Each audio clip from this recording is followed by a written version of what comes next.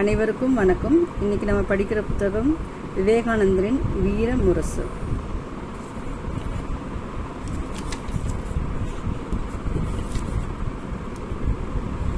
வீர இளைஞர்களுக்கு. வீரர்களுக்கே முக்தி எளிதாக கிடைக்கிறது, பேடிகளுக்கு அல்ல. வீரர்களே, கச்சையை வரிந்து கட்டுங்கள். மகா மோகமாகிய எதிரிகள் உங்கள் முன் உள்ளார்கள். பெருஞ்செயல்களுக்கு தடைகள் பல என்பது உண்மைதான். என்றாலும் இறுதி வரை விடாமல் முயலுங்கள். மோகமாகிய முதலிடம் சிக்கிய மனிதர்களை பாருங்கள். அந்தோ இதயத்தை பிளக்க வல்ல அவர்களின் சோகக் குரல்களை கேளுங்கள். முன்னேறி செல்லுங்கள், முன்னேறி செல்லுங்கள். வீரர்களே,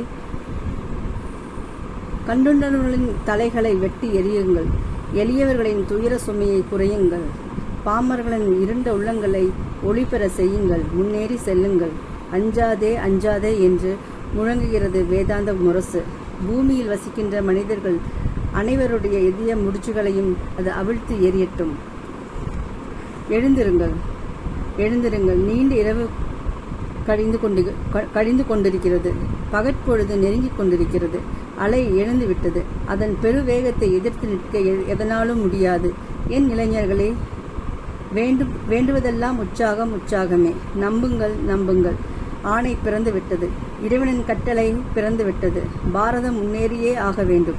பாமரர்களும் ஏழைகளும் நலம் பெற வேண்டும். இறைவனின் கையில் கருவிகளாக இருப்பதற்காக மகிழ்ச்சி கொள்ளுங்கள். ஆன்மீக கருவிகளாக இருப்பதற்காக மகிழ்ச்சி கொள்ளுங்கள். உன்னிடம் நேர்மை உள்ளதா? உயிரே போனாலும் நீ சுயநலமில்லாதவனாக இருக்கிறாயா? உன்னிடம் அன்புள்ளதா? அப்படியானால் பயப்படாதே. மரணத்திற்கும் அஞ்ச வேண்டாம். என் பிள்ளைகளே, முன்னோக்கி செல்லுங்கள். உலகம் முழுவதும் ஒளியை எதிர்பார்த்து நிற்கிறது, ஆவலுடன் காத்து நிற்கிறது. அந்த ஒளி இந்தியாவிடம் மட்டுமே உள்ளது. என் மகனே, உறுதியாக பற்றி நில். உனக்கு உதவுவதற்காக யாரையும் லட்சியம் செய்ய வேண்டாம். மனித உதவிகள் அனைத்தையும் விட இறைவன் எல்லையற்ற மடங்கு பெரியவன் அல்லவா? புனிதனாக இரு.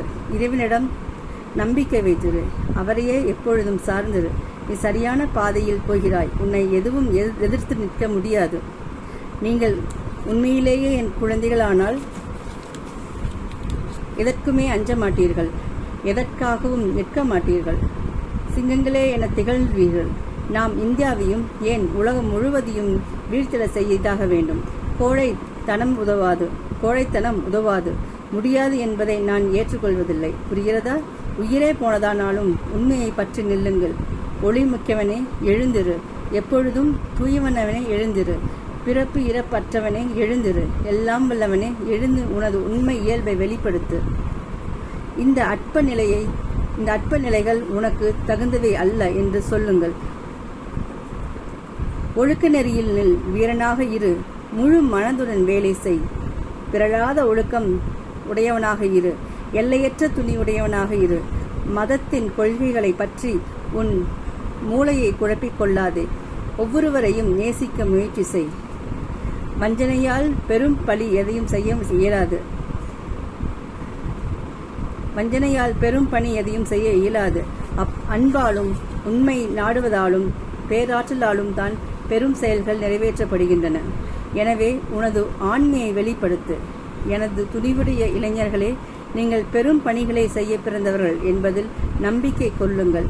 குட்டி நாய்களின் குறைப்பை கண்டு நடுங்காதீர்கள். வானத்தில் முழங்கும் இடியோசையும் அஞ்ச வேண்டாம். நிமிர்ந்து நின்று வேலை செய்யுங்கள். நண்பா, ஏன் அழுகிறாய்? உனக்குள் எல்லா சக்தியும் உள்ளது. பலசாலியே, உனது எல்லாம் வல்ல இயல்பை வரவழை. மூவுலகம் உனது காலடியில் அமரும். வெல்வது ஆன்மா ஒன்றே, ஜடமல்ல. தங்களை உடம்பாக கருதுகின்ற மூடர்கள் தான் நாங்கள் பலவீனவர்கள் என்று கதறுவார்கள். நாடு வேண்டுவது துணிச்சலும் விஞ்ஞான அறிவும் தீரமும் போன்றவளும் போராட்டமும் அளவில்லா ஊக்கமுமே. பேடித்தனம் உதவாது. சிங்கத்தின் தீரமுள்ள செயல் வீரனையே திருமகள் நாடுவாள். பின்னால் பார்க்க வேண்டியதே இல்லை. முன்னே செல்லுங்கள். எல்லையில்லா வலிமையும் எல்லையில்லா ஊக்கமும் எல்லையில்லா தீரமும் எல்லையில்லா பொறுமையும் நமக்கு வேண்டும். அப்போதுதான் பெரும் பணியை ஆற்ற இயலும். வலிமையின்மையே துயரத்திற்கு ஒரே காரணம். நாம் பலவீனவர்களாக இருப்பதால் கெட்டவர்களாகிறோம். நம்மிடம் பொய்யும் திருட்டும் கொலையும் வேறு பாவ செயல்களும் இருப்பதற்கு காரணம் நமது பலவீனமே. நாம் துன்பமடைவது நமது பலவீனத்தாலேயே. நாம் இறப்பதும் நம் பலவீனத்தினால்தான். நம்மை பலவீனர்களாக்க ஒன்றும் இல்லாத போது மரணமும் இல்லை, துயரமும் இல்லை. நமது நாட்டிற்கு இப்போது வேண்டியது இரும்பை ஒத்த தசைகளும் எட்கை போன்ற நரம்புகளுமே. எதனாலும் தடைப்படாத உலகின் விந்தைகளையும் மறைப்பொருள்களையும் ஊடுருவி பார்க்க வல்ல, கடலின் அடியாழம் வரை செல்ல நேரிட்டாலும் கருதியதை முடிப்பதற்காக ஆற்றல் பெற்ற ஆன்மீகம் பலம் கொண்ட மனங்களே இப்போதைய தேவை. லட்சியம் உடையவன் 1000 தவறுகள் செய்தால் அது இல்லாதவன் 5000 தவறு செய்வான் என்பது உறுதி. ஆதலால் லட்சியம் மிகவும் தேவை. ஆம், உங்கள் இயல்பை மட்டும் உணர்ந்துவிட்டால் நீங்கள் தெய்வங்களே. உங்களை இழிவுபடுத்துவதற்காக எப்போதாவது எனக்கு தோன்றுமானால் அது உங்கள் மனிதர் என்னும் போதுதான். முதலில் நாம் தெய்வங்களாவோம், பிறகு பிறரும் தெய்வங்களாக துணை செய்வோம். ஆக்குக, இதுவே நமது தாரக மந்திரமாகட்டும். எழுந்திருங்கள், உழைத்திடுங்கள். இந்த வாழ்வு எத்தனை நாளைக்கு? உலகில் வந்து விட்டீர்கள், அதற்கு அறிவுரையாக ஏதேனும் விட்டு செல்லுங்கள். இல்லாவிட்டால் உங்களுக்கும் மரங்கள் மற்றும் கற்களுக்கும் என்ன வேறுபாடு? அவையும் தோன்றுகின்றன, கெடுகின்றன, மறைகின்றன. உனக்குள் இருக்கும் தெய்வீகத்தை வெளிப்படுத்து. அதை சுற்றி ஒவ்வொன்றும் அதற்கு இசைவாக ஒழுங்குபடுத்துங்கள். இறக்கும் வரை பணி செய். நான் உன்னுடன் உள்ளேன். நான் போன பின் எனது ஆன்மா உன்னுடன் உழைக்கட்டும். இந்த வாழ்வும் வரும் போகும், செல்வமும் புகழும் போகமும் சில நாட்களுக்கே. உலக ஆசையில் மூழ்கிய ஒரு புழுவாக இறந்தாலும் உண்மையை போதித்துக் கொண்டே செயல்களத்தில் உயிரை விடுவது நல்லது, மிக நல்லது. மனிதன் லட்சியம் என்ன? இன்ப நுகர்ச்சியா, ஞானமா? கட்டாயமாக இன்ப நுகர்ச்சி அல்ல. சுகத்தையோ துக்கத்தையோ அனுபவிப்பதற்காக பிறந்தவன் அல்ல மனிதன். ஞானமே லட்சியம். நாம் பெற முடிந்த ஒரே இன்பம் ஞானம்தான். மனிதனுக்கு ஒழுக்கமும் தூய்மையும் ஏன் தேவை? ஏனெனில் அது அவனது சங்கல்பத்தை திடம்பெற செய்கிறது. உண்மையான இயல்பை உணர்த்துவதன் மூலம் சங்கல்பத்திற்கு வலிமை தருகின்ற ஒவ்வொன்றும் ஒழுக்கம். இதற்கு மாறாக விளைவிக்கும் ஒவ்வொன்றும் ஒழுக்கமின்மை. மனிதன் அல்லவா பணத்தை உருவாக்குகின்றான்? பணம் மனிதனை உருவாக்குகிறது என்று எங்கே நீ கேள்விப்பட்டாய்? உன் எண்ணத்தையும் பேச்சையும் முழுமையாக ஒன்றுபடுத்திவிட்டால் உன் பேச்சும் செயலும் ஒன்றாக இருக்குமானால் பணம் தண்ணீரை போல் தானாக தன் காலடியில் வந்து கொட்டும். உறங்கும் ஆன்மாவை எழுப்புங்கள். அது எப்பொழுது விழித்தெழுகிறது என்பதை பாருங்கள். உறங்குவதற்கு ஆன்மா மட்டும் விழித்தெழுந்து தன்னுணர்வு செயலில் ஈடுபடுமானால் சக்தி வரும், பெருமை வரும், நன்மை வரும், தூய்மை வரும். எவையெல்லாம் மேலானதோ அவை அனைத்தும் வரும். அனைத்து ஆற்றலும் நம் உள்ளே இருக்கின்றன. நமது முக்தியில் ஏற்கனவே நம்முள் இருக்கின்றன. ஆன்மா சுருங்கியுள்ளது அல்லது மாயையாகிய திரையால் மறைக்கப்பட்டிருக்கிறது என்று எப்படி வேண்டுமானாலும் சொல்லிக் கொள்ளுங்கள். கருத்து இதுதான். மிக தாழ்ந்தவர் முதல் அனைவரிடமும் புத்தர் ஆவதற்கான வாய்ப்பு இருக்கிறது. நாம் துன்பப்படுவதற்கு நாமே தான் காரணம், வேறு யாரும் இல்லை அல்ல. நாமே விளைவுகள், நாமே காரணங்கள், நாமே தாம் சுதந்திரங்கள். நான் துன்பப்பட்டால் அது எனக்குத்தானே உண்டாக்கி கொண்டது. நான் விரும்பினால் என்னால் மகிழ்ச்சியாக இருக்க முடியும் என்பதை மட்டும் காட்டுகிறது. நான் தூய்மையற்றவனாக இருந்தால் அதுவும் நான் செய்து கொண்டதுதான். இதுவே நான் விரும்பினால் தூயவனாக இருக்க முடியும் என்பதையும் காட்டுகிறது. மனித சங்கல்பம் எல்லா சூழ்நிலைகளையும் கடந்து நிற்கின்றது. அந்த வலிமை உறுதியான எல்லையற்ற சங்கல்பத்திற்கும் சுதந்திரத்திற்கும் முன்னால் எல்லா ஆற்றல்களும் இயற்கையின் ஆற்றலை கூட கட்டாயம் தலைவணங்கியே தீர வேண்டும். ஒடுங்கியாக வேண்டும், சேவகர்களாக வேண்டும். நமது தகுதிக்கு ஏற்றதையே நாம் பெறுகிறோம். உலகம் கெட்டது, நாம் நல்லவர்கள் என்று சொன்னால் அது பொய். அப்படி ஒருபோதும் இருக்க முடியாது. அது நமக்கே நாம் சொல்லிக்கொள்ளும் ஒரு பெரும் பொய்.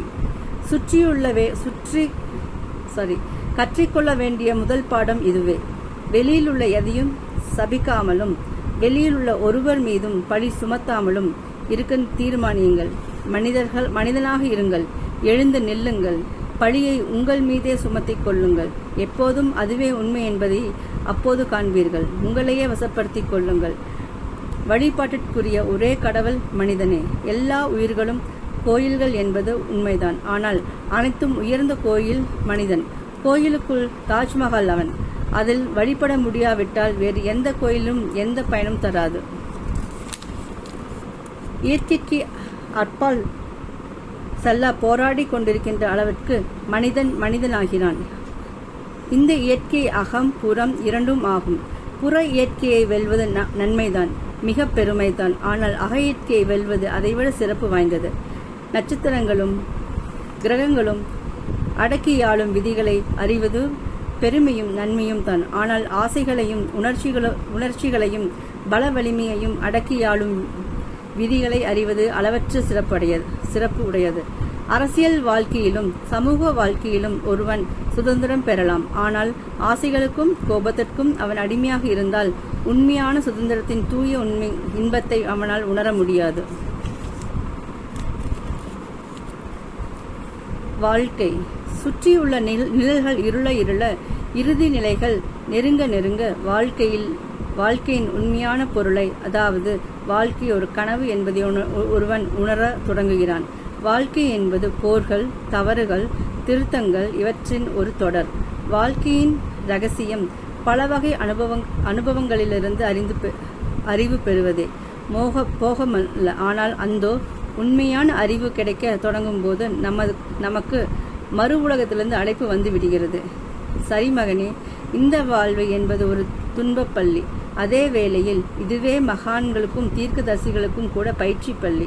அனுபவ உணர்ச்சி, பொறுமை, அனைத்திற்கும் மேலாக கால்களின் கீழ் பிரபஞ்சமே தவிடு பொடியானாலும் நடுக்கம் கொள்ளாத, தளர்வுடையாத, இரும்பை ஒத்த திட சித்தம் முதலியவற்றை உருவாக்கி கொள்வதற்கான பள்ளி. வாழ்க்கை நிலையற்றது, கலைகின்ற கனவு அது. அழகும் வாலிபமும் வாடிவிடும்.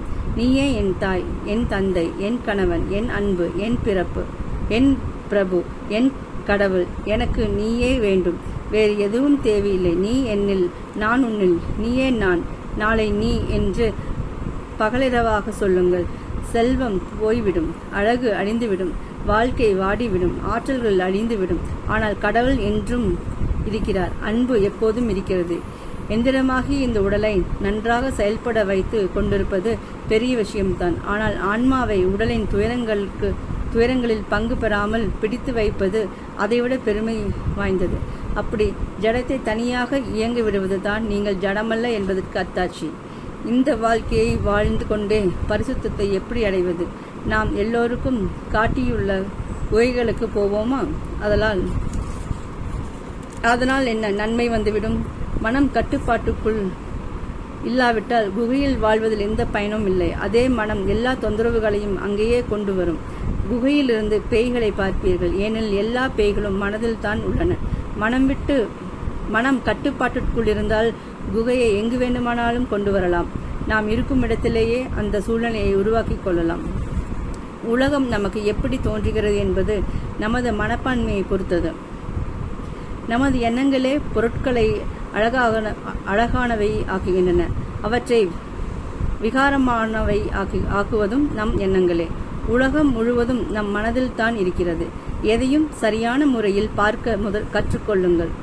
முதலில் இந்த உலகை நம்புங்கள். உலகில் உள்ள ஒவ்வொருவருக்கும் ஒரு அர்த்தம் உள்ளது என்பதை நம்புங்கள். உலகில் உள்ள ஒவ்வொன்றும் நல்லது, புனிதமானது, அழகானது.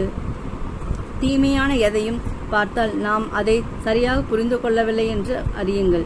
சுமைகளை உங்கள் மீது ஏற்றுக்கொள்ளுங்கள். உலகம் குட்டி சுவராகி கொண்டிருக்கிறது என்று சொல்ல தோன்றும் போது நாம் நம்மை பரிசீலனை செய்ய வேண்டும்.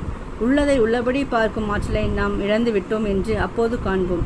இன்பம் வரும்போது அது தனது தலை மீது துன்ப முடியை சூட்டி வருகிறது. இன்பத்தை வரவேற்பவன் துன்பத்தையும் வரவேற்றே ஆக வேண்டும். உடலை நல்ல வலிமையுள்ளதாக வைக்க கற்றுக்கொள்ள வேண்டும். அதை மற்றவர்களுக்கும் கற்றுத்தர வேண்டும். இப்போது கூட நாம் தினமும் டம்பெல்லை தூக்கி உடற்பயிற்சி செய்வதை நீ பார்க்கவில்லையா? காலையில் மாலையிலும் நடைப்பயிற்சி செய். கடினமான உடல் வேலைகளில் ஈடுபடு. உடலுக்கும் மனதிற்கும் சரிசமமாக பயிற்சி தர வேண்டும். எல்லாவற்றிற்கும் மற்றவர்களை எதிர்பார்த்தால் எப்படி முன்னேறுவாய்? இருள் உன்னை சூழ்கின்ற போதெல்லாம் உன் உண்மை இயல்பை வலியுறுத்து. பாதகமானவை எல்லாம் மறைந்தே தீர வேண்டும். ஏனெனில் இவையெல்லாம் வெறும் கனவுகள். துன்பம் மலை அளவாக தோன்றலாம். எல்லாமே பயங்கரமானவைகளாக இருள் சூழ்ந்தவைகளாக தோன்றலாம். ஆனால் எல்லாம் வெறும் மாயை. பயப்படாதே, மாயை மறைந்துவிடும். நசுக்குன்னு அது ஓடிவிடும். காலால் மிதி, இறந்துவிடும். பயத்திற்கு இடம் கொடுக்காதே. எத்தனை முறை தோல்வி அடைந்தாய் என்பதை எண்ணிக்கொண்டிராதே. அதை பற்றி கவலைப்பட வேண்டாம். காலத்திற்கு எல்லை இல்லை. முன்னேறு. திரும்ப திரும்ப உண்மை இயல்பை வலியுறுத்து. ஒளி வந்தே தீரும். 3 விஷயங்கள் நமக்கு வேண்டும். உணர்த்துவதற்கான இதயம், சிந்தனை திறனுள்ள மூளை, வேலை செய்யக்கூடிய கைகள். எண்ணத்தின் வலிமையிலிருந்து பேராற்றல் பிறக்கிறது. நுண்மையாக இருக்கும் அளவிற்கு ஒரு பொருள் ஆற்றல் மிக்கதாகிறது. எண்ணத்தின் ஆற்றல் நெடுந்தொலைவில் இருப்பவர்களிடம் மீது கூட தாக்கம் செலுத்துகிறது. எதை நினைக்கிறாயோ அதுவாகவே ஆவீர்கள். உங்களை பலவீனர் என்று நினைத்தால் பலவீனவர்கள் ஆவீர்கள். வலிமையானவர்களாக நினைத்தால் வலிமை மிக்கவர்களாவீர்கள். தூய்மையற்றவர்களாக எண்ணினால் தூய்மையற்றவராவீர்கள். தூய்மையானவர்களாக எண்ணினால் தூய்மையானவராவீர்கள். நீங்கள் இறைவனை உணர்ந்தால் உங்கள் முகம் மாறிவிடும். உங்கள் குரல் மாறிவிடும். உங்கள் தோற்றமே மாறிவிடும். நீங்கள் மனித குலத்திற்கு ஒரு வரப்பிரசாதமாக இருப்பீர்கள். நீங்கள் ஆன்மீக வாழ்க்கையை விரும்பினால் நிறுவப்பெற்ற நிலை பெற்றுவிட்ட எந்த மதத்தையும் பின்பற்றாதீர்கள். அந்த மதங்கள் ஒவ்வொருவரின் தனி வளர்ச்சியை தடைப்படுத்துவதனால் நன்மை செய்வதை விட 100 மடங்கு தீமை செய்கின்றன. எல்லாவற்றையும் ஆராய்ந்து பாருங்கள். ஆனால் உங்கள் கருத்தில் உறுதியாக இருங்கள். பிரார்த்தனையால் நுண்ணிய ஆற்றல்கள் எளிதாக வெளிப்படைகின்றன. தன்னுணர்வுடன் பிரார்த்தனை செய்தால் எல்லா விருப்பங்களும் நிறைவேறும். உணர்வற்ற நிலையில் செய்தால் ஒருவேளை 10ல் 1 நிறைவேறலாம். அத்தகைய பிரார்த்தனை சுயநலமானது. அதனை விட்டுவிட வேண்டும். தவத்தின் விளைவாக ஆற்றல் பிறக்கிறது. பிறவது நன்மைகளாக பாடுபடுவது தவமாக அமைகிறது. கர்ம யோகிகள் வேலைகளையே தவத்தின் ஒரு பகுதியாக கொள்கிறார்கள். தவம் செய்வது பிற நன்மை நாடும் உணர்வை அதிகமாக்கி சுயநலம் கருதாத வேலைகளை செய்யும்படி செய்கிறது. பிறரது நன்மைக்காக செயல் புரிவது தவம் செய்வதின் சிறந்த பலனாக மன தூய்மையை அளிக்கிறது. மன தூய்மையால் இறை காட்சி கிடைக்கிறது. இந்த தவம் என்பது என்ன? உடலையும் புலன்களையும் வழிநடத்தும் போது மனம் என்ற கடிவாளத்தை உறுதியாக பிடித்து அவை இரண்டும் தாம் விரும்பும்படி செய்யவிடாமல் தடுத்து வைப்பது தவமாகிறது. கற்பு என்பதே ஆண் பெண் இரு பாலரிடமும் இருக்க வேண்டிய முதல் நன்னெறியாகும். அப்படியானால் இல்லறத்தார்களுக்கு வழி என்ன? சுவாமிஜி, சிறு சிறு ஆசைகளை அனுபவித்து தீர்க்க வேண்டும். பெரிய ஆசைகளை எல்லாம் விவேகத்தால் ஆராய்ந்து விட்டுவிட வேண்டும். இதுவே வழி. திருமணம் செய்து கொண்டால் என்ன? பெற்றோர்களுக்கும் சகோதர சகோதரிகளுக்கும் உணவும் உடையும் கொடுத்து பராமரிப்பது போல் மனைவியையும் கவனித்துக்கொள். அவளுக்கும் ஆன்மீகம் பற்றி கூறி உன் வழிக்கு இழுத்துக்கொள். இல்லறத்தில் வாழ்ந்தபடியே காமத்தையும் பணத்தாசையையும் துறந்தவர்கள் பாக்கியவான்கள். ஆனால் அது எத்தனை பேரால் முடியும்? காமபோகத்தின் விளைவாக பிறக்கின்ற குழந்தை அரியன் அல்ல என்பது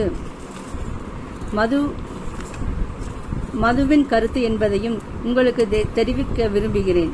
வேத முறைகளின்படி கருவுற்று வாழ்ந்து இறப்பவனே ஆரியன். ஆம், ஒவ்வொரு நாட்டிலும் இத்தகைய குழந்தைகள் மிக குறைவாகவே பிறக்கிறார்கள். அதன் பயனாகவே இன்று நாம் கலியுகம் என்று கூறும் இவ்வளவு கெடுதல்கள் உலகில் இருக்கின்றன.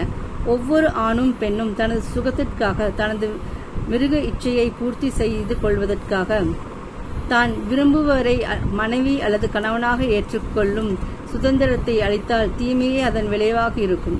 அத்தகைய திருமணத்தின் பயனாக பிறக்கின்ற குழந்தைகள் தீயவர்களாக, கொடியவர்களாக, அசுரத்தன்மை கொண்டவர்களாகத்தான் இருப்பார்கள். ஒவ்வொரு நாட்டிலும் மனிதன் ஒருபுறம் இத்தகைய மிருகத்தனமான குழந்தைகளை உண்டாக்கி கொண்டிருக்கிறான். மறுபுறம் இவர்களை அடக்கியாள போலீஸ் படையை அதிகரித்துக் கொண்டிருக்கிறான். பிரச்சனை தீமைகளை எப்படி அழிப்பது என்பதல்ல, எப்படி தீமையே உண்டாகாமல் தடுப்பது என்பதுதான்.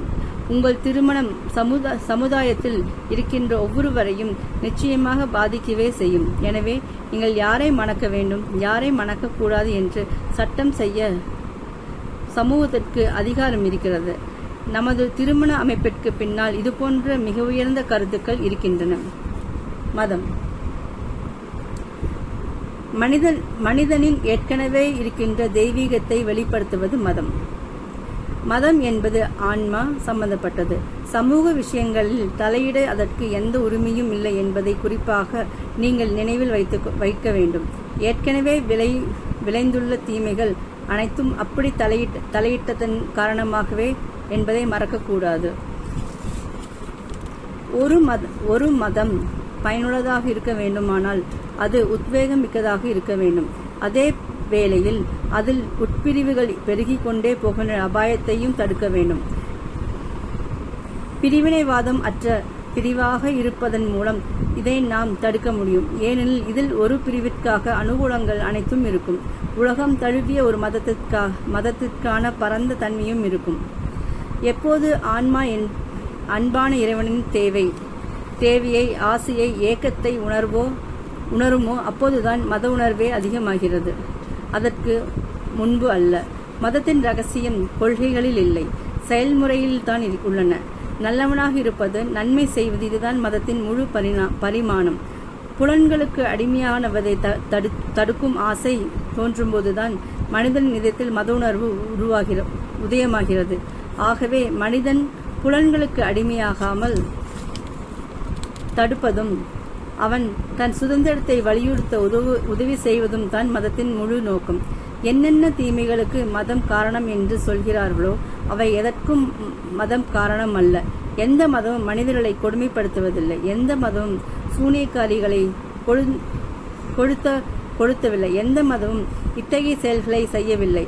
அப்படியானால் இவற்றை செய்யும்படி மக்களை தூண்டியது எது? அரசியல். ஒருபோதும் மதம் அல்ல. மதத்தின் பெயரில் அரசியல் நிலவுமானால் அது யாருடைய தவறு? மனிதனின் இறையனுபூதி பெற வேண்டும், அவரை உணர வேண்டும், அவரை பார்க்க வேண்டும், அவருடன் பேச வேண்டும். அதுதான் மதம். மதம் என்பது அனுபூதி. வெறும் பேச்சோ, நம்ப முயற்சிப்பதோ, இருட்டில் தேடுவதோ, முன்னோர்களின் வார்த்தைகளை கிளிப்பிள்ளை போல் ஒப்பிவித்துவிட்டு அதுதான் மதம் என்று நினைப்பதோ, மகா உண்மையான அரசியலாக்குவதோ மதம் அல்லவே அல்ல. பொருளாதார மதிப்பு இருக்கிற மதமே வெற்றி பெறும். ஆயிரக்கணக்கான ஒரேவித மத பிரிவுகள் ஆதிக்கத்திற்கு பாடுபடலாம். ஆனால் பொருளாதார பிரச்சனையை தீர்ப்பவர்களே ஆதிக்கத்தை பெறுகின்றன. ஒரு லட்சிய மதத்தின் நோக்கம் இந்த வாழ்விற்கும் உதவ வேண்டும், மறு உலகத்திற்கும் வழிகாட்ட வேண்டும். அதே வேளையில் மரணத்தை ஏற்க அது ஒருவனை ஆயத்தம் செய்யவும் வேண்டும். மதத்தை பற்றி கொண்டு சண்டையில் இறங்காதே. மத சண்டைகளும் வாதங்களும் அறிவின்மையின் அறிகுறி. தூய்மையும் அறிவும் வெளியேறி இதயம் வளரும் போதே சண்டைகள் தொடங்கும், அதற்கு முன்னால் அல்ல. கொள்கைகளையோ, நம்பிக்கைகளையோ, மத பிரிவுகளையோ, கோவில்களையோ பொருட்படுத்தாது. ஒவ்வொரு மனிதனுடைய வாழ்விலும் சாரமாகி அமைகின்ற அறிவுடன் ஒப்பிட்டு பார்த்தால் அவை என்ன? ஒரு மனிதனிடம் இந்த அறிவு முதிரும் அளவிற்கே நன்மை செய்யும் ஆற்றல் அவனிடம் அதிகரிக்கிறது. முதலில் அந்த அறிவை தேடிப்பேறு. யாரையும் குறை கூறாதே. ஏனென்றால் எல்லா கொள்கையிலும் முடிவுகளில் சிறிதாவது நன்மை உள்ளது. மதம் என்பது கொள்கைகளோடு கோட்பாடுகளோடு அல்ல, அனுபூதியே மதம். அதை உனது வாழ்க்கையில் காட்டு. செயல்களம். காற்றுள்ள போதே தூற்றிக்கொள். சோம்பல் உதவாது.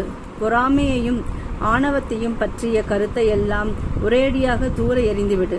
முழு வலிமையோடு செயல்புரிவதற்கான ஆர்வத்துடன் செயல்களத்திற்கு வா. வேறு கவலை ஏன்? இறைவனே வழிகாட்டுவான். எதனையும் பரபரப்புடன் செய்வது கூடாது. தூய்மை, பொறுமை, விடாமுயற்சி, இந்த மூன்றும் வெற்றிக்கு இன்றியமையாதவை. அனைத்திற்கும் மேலாக அன்பு தேவை. தேவையற்ற பரபரப்பு வேண்டாம். தன்னை அடக்கி பழகியவனே வெளியே உள்ள எதற்கும் வசப்பட மாட்டான். அவனுக்கு அன்பின் அடிமைத்தனம் இல்லை. அவனது மனம் விடுதலை பெற்றுவிட்டது. அத்தகையவனே உலகத்தில் நன்றாக வாழும் தகுதி பெற்றவன். மன அமைதி மிகுந்து மனத்தின் சஞ்சலம் குறையும் அளவிற்கு அன்பு வளரும். நமது செயலும் முன்னைவிட சிறக்கும்.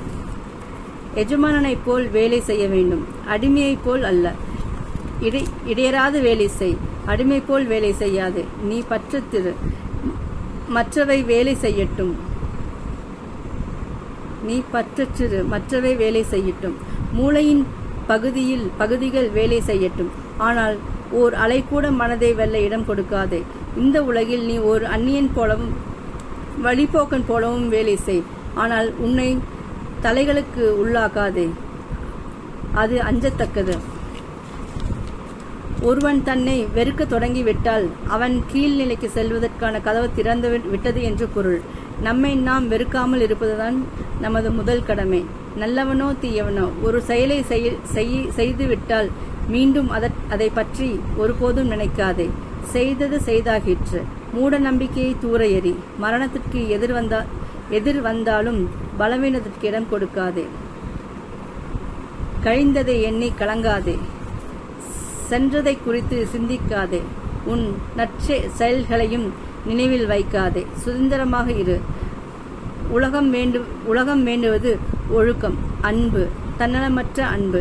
இது யாரிடம் இருக்குமோ அவனையே உலகம் எதிர்பார்த்து நிற்கிறது. பெரிய செயல்களை பெருந்தியாகத்தால் மட்டுமே செய்ய முடியும். எந்த செயலின் பலனும் நன்மை தீமைகளின் கலப்பாகவே இருக்கும். தீமை கலவாத நற்செயல் எதுவும் இல்லை. தீயை புகை சூழ்ந்திருப்பது போல் செயலை எப்போதும் சிறிதாவது தீமை ஒட்டியே இருக்கும். எனவே அதிக நன்மைகளையும் குறைந்த தீமையும் தரும் செயல்களை நாம் செய்ய வேண்டும். எந்த செயலும் கேலிக்கு உரியதல்ல. செய்யும் செயல்களில் இயல்பால் ஒரு மனிதனை அளவிட முடியாது. செய்யும் முறையை கொண்டு மதிப்பிடு. மிக குறைந்த நேரத்தில் உறுதியான அழகான ஒரு ஜோடி செருப்புகளை உண்டாக்கும் ஒரு செம்மன் அவனது தொழிலையும் வேலையையும் கருதும் போது ஆயுளில் ஒவ்வொரு நாளும் பிதற்றமும் ஒரு பேராசிரியரை விட மேலானவனே.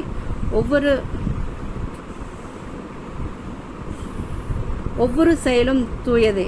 செயலில் ஈடுபடுவது இறை வழிபாட்டின் மிக உயர்ந்த முறையாகும். சிவபெருமானுக்கு பணி செய்ய விரும்புவன் அவரது மக்களுக்கு பணி செய்ய வேண்டும். முதலில் இவ்வுலகில் உள்ள எல்லா உயிர்களுக்கும் பணி செய்ய வேண்டும். இறைவனது தொண்டர்களுக்கு தொண்டு செய்பவர்கள் அவரது உத்தம தொண்டர்கள் என்று சாஸ்திரங்கள் கூறுகின்றன. உண்மை, தூய்மை, தன்னலமின்மை இந்த மூன்றும் உடையவர்கள் நசுக்குவதற்கான ஆற்றல் சூரிய மண்டலத்தின் கீழோ மேலோ இல்லை. ஒவ்வொருவரே ஆனாலும் உலகம் முழுவதையும் எதிர்த்து நிற்கும் திறன்கள் உடையவன் அவன். தான் விரும்புகின்ற வேலையாக இருந்தால் எந்த முட்டாள்களும் அதை செய்து முடிப்பான். எந்த வேலையாக இருந்தாலும் அதனை தன் விருப்பத்திற்கேற்றதாக மாற்றுபவனே அறிவாளி. எந்த வேலையும் அற்பமானதல்ல. எதிர் சொல்லின்றி குருவிற்கு கீழ்ப்படிவது, ஒழுக்க நெறியை பிறழாத பின்பற்றுவது, இதுவே வெற்றியின் ரகசியம். சேவை. ஒவ்வொருவரையும் இறைவனாக கருது. அன்பால் ஒருவருக்கு உதவி செய்ய இயலாது, பணி செய்ய மட்டுமே முடியும். பகவானின் குழந்தைகளுக்கு பணி செய்.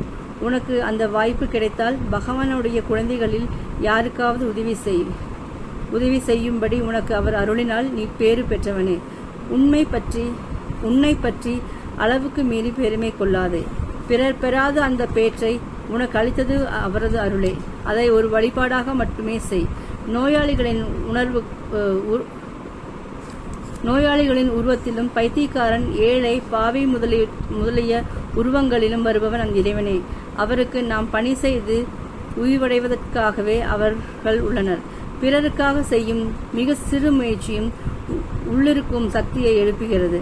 பிறருக்காக சிறு நன்மையும் நினைப்பது கூட சிங்கத்தின் வலிமையை நெஞ்சில் ஊட்டும். உங்கள் அனைவர் மீதும் என் அன்பு பெறுகிறது. ஆனால் நீங்கள் அனைவரும் பிறருக்காக உழைத்துக்கொண்டே இறப்பதை தான் விரும்புகிறேன். யாருடைய நம்பிக்கையையும் குலைக்க முயலாதே. முடிந்தால் மேலான ஒன்றை கொடு. முடிந்தால் அவன் நிற்கும் நிலையிலிருந்து மேலே தூக்க முயற்சி செய். ஆதலால் அவனிடம் உள்ளதை அளிக்காதே. நம்பிக்கை. மனித துணை அனைத்தையும் விட இறைவன் எல்லையற்ற பெருமையை உடையவன் அல்லவா? தூய்மை பெறு. இறைவனிடம் நம்பிக்கை கொள். அவரையே எப்போதும் சார்ந்தது. அப்போது நன்னெறியில் செய்வாய். எதனாலும் உன்னை வெல்ல முடியாது. தம்மிடம் நம்பிக்கை கொள்பவர்களே பெருமையும் ஆற்றலும் எய்துள்ளனர். எந்த நாட்டு வரலாற்றிலும் என்றைக்கும் காணப்படுவது இதுவே. விருப்பப்படுவது ஒன்றாலேயே ஒருவர் பெருமை பெற இயலாது. இறைவன் யாரை உயர்த்துவானோ அவனே உயர்வானவன், யாரை தாழ்த்துவானோ அவன் தாழ்ந்தவன் என்பதை ஒரு கண பொழுதாவது உணர்ந்தால் போதும். துயரம் அனைத்தும் முடிவடைந்துவிடும். லட்சியத்தில் ஆழ்ந்து ஈடுபட வேண்டும். ஒரு கணம் ஈடுபடுவதல்ல, அமைதியாகவும் குலையாத முயற்சியோடும் நிலையாகவும் ஈடுபட வேண்டும். சாதக பறவை இடி மின்னல்களுக்கு இடையிலும் ஆகாயத்தை அண்ணார்ந்து பார்த்து கொண்டிருக்கும். அது மழை நீரை தவிர வேறு நீரை குடிக்காது. அத்தகைய ஈடுபாடே தேவையானது. கடவுளிடம் நம்பிக்கையற்றவனை நாத்திகன் என்று பண்டைய மதங்கள் கூறுகின்றன. ஆனால் புதிய மதமோ தன்னிடம் நம்பிக்கை அற்றவனை நாத்திகன் என்கின்றன. முன்னேற்றம் வேண்டுமானால் முதலில் நம்மிடம், பின்னர் இறைவனிடம் நம்பிக்கை வைக்க வேண்டும். தியாகம். தியாகம் என்பது ஒரு குறிப்பிட்ட பொருளின் மீது மதத்தை குவிய செய்வது. மனம் ஒரு பொருளின் மீது ஒருமைப்பட்டு நிலை பெறுமானால் பிறகு அதனை எந்த பொருள் மீதும் குவிக்கலாம். மதத்திற்கு பிடித்த பொருள் மீது தியாகம் செய்யும் போது மனம் மிக எளிதாக அமைதி அடைகிறது என்பது உண்மை. இந்த நாட்டில் இத்தகைய தெய்வ வடிவங்களை வழிபடுத்துவதற்கு இதுதான் காரணம். கேள்வி: எங்கு ஒருவன் தியாகம் செய்ய வேண்டும்? கடலுக்கு உள்ளேயா வெளியிலேயா? பதில்: உள்ளேயே தியாகம் செய்ய வேண்டும். மனம் உள்ளே இழுக்கப்பட வேண்டுமோ வேண்டாமா என்ற விஷயத்தை பொறுத்தவரை அந்த மனதளத்தை அடையவே நீண்ட காலமாகும். இப்போது நமது போராட்டம் உடம்புடன் தான். தொடர்ந்து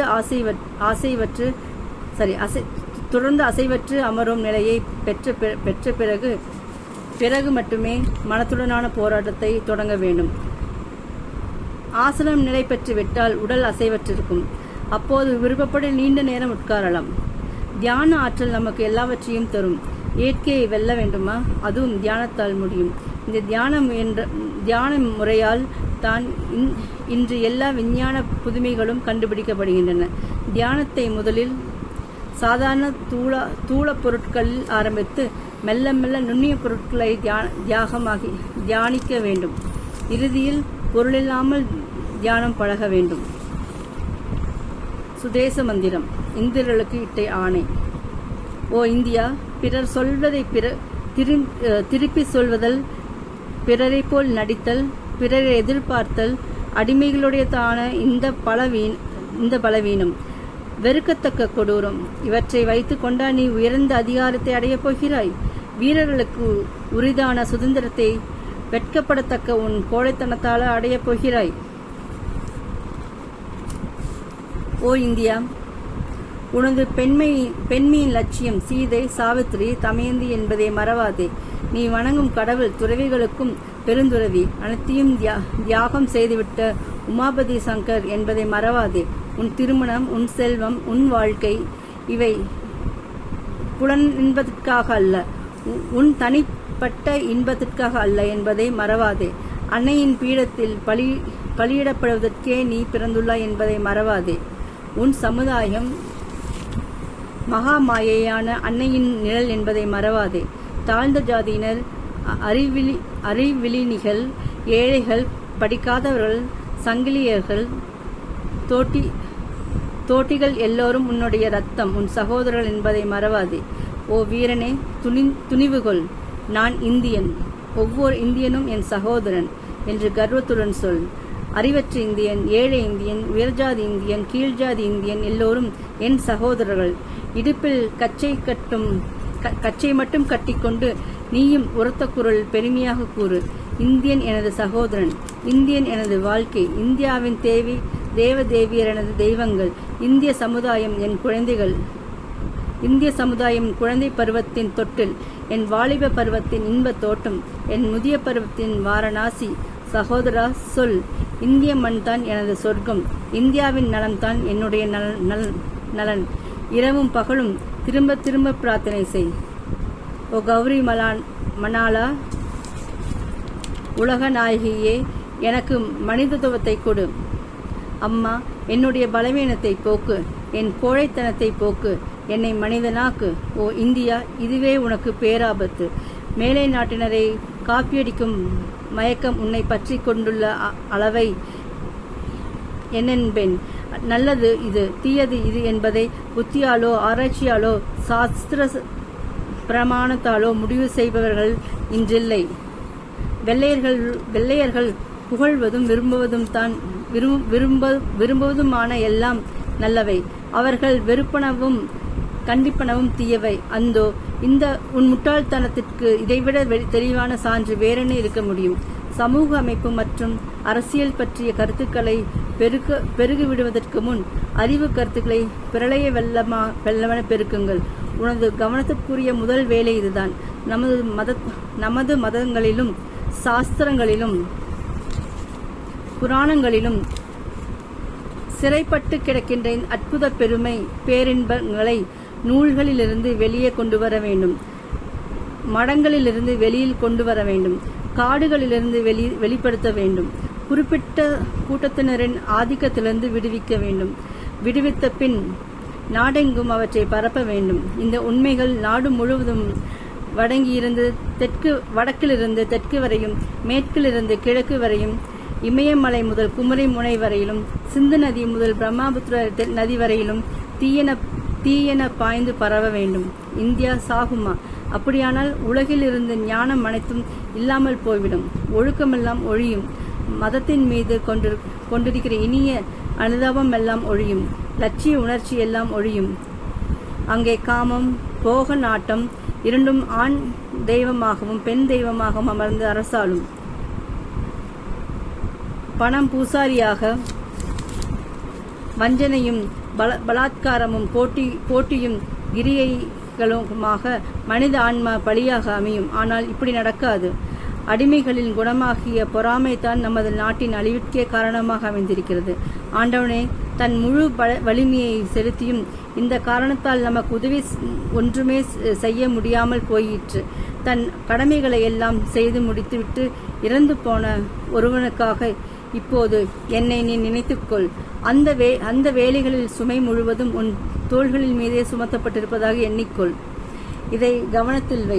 ஆன்மீக லட்சியங்களை புறக்கணித்துவிட்டு மேலை நாட்டு உலகியல் நாகரிகத்தின் பின்னால் செல்வாயானால் அதன் விளைவாக மூன்றே தலைமுறையில் உனது இனம் அழிந்து போய்விடும். ஏனென்றால் நமது நாட்டின் முதுகெலும்பு முறிந்து அந்த அடிப்படையின் மீது நமது நாட்டின் கட்டிடம் எழுப்பப்பட்டுள்ளதோ அந்த அடித்தளம் ஆட்டம் கண்டுவிடும். நாலா பக்கங்களிலும் அழிவைத்தான் நீ காண்பாய்.